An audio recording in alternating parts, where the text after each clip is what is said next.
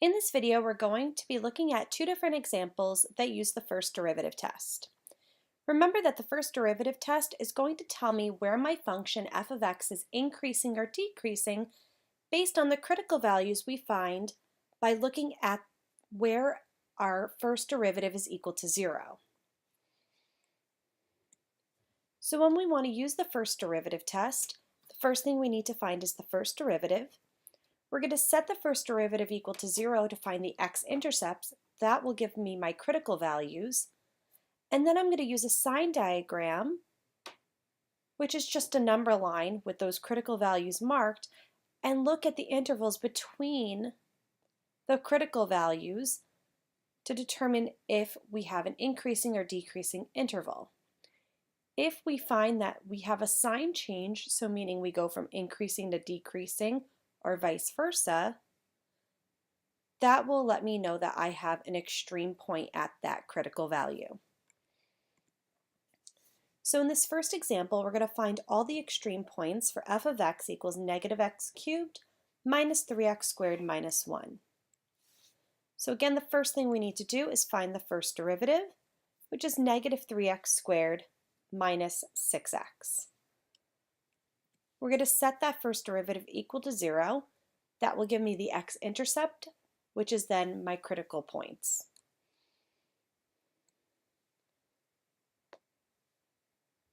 Factoring out the negative 3x, we get x plus 2. So I have two critical values, one at 0 and one at x equals negative 2. So I've marked those both on my sign diagram. We're now going to test the intervals less than negative 2, in between negative 2 and 0, and then greater than 0 to see if there's any sign changes that occur. What I like to do is I like to pick just any number. Say I pick negative 3, and then I look at the factored version of my first derivative. If I have negative 3 times, say, negative 3, that's going to give me a positive number. Negative 3 minus 2 will then give me a negative number. A positive number times a negative number means that this region is going to be negative. Remember that the actual value doesn't matter. We just care about the sign of the value in that interval.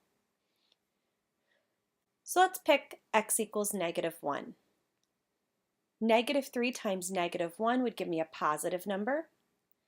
Negative 1 plus 2 would again give me a positive number. Positive times positive means that interval will give me positive results.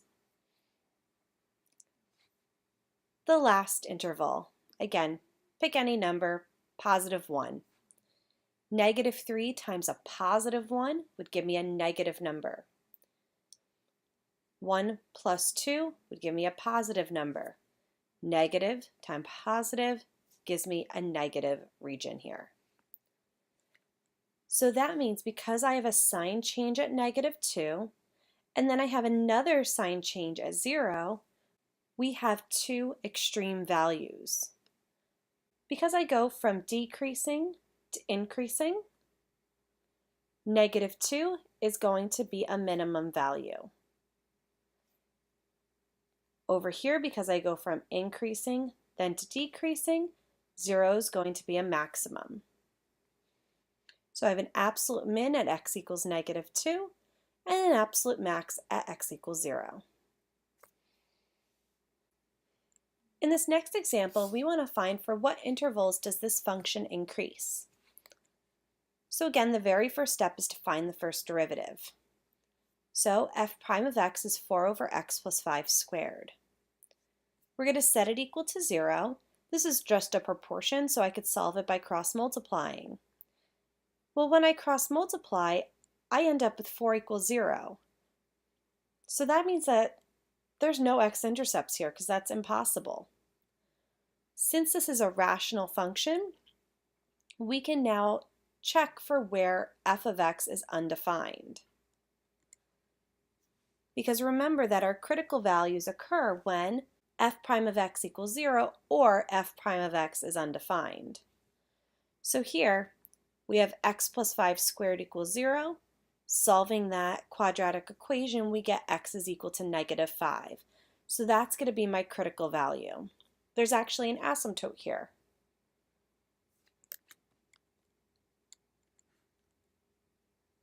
Looking at my sign diagram, if I have, again, a negative value, a larger negative value, and I plug it into my first derivative here, well, I have 4 divided by a negative number squared.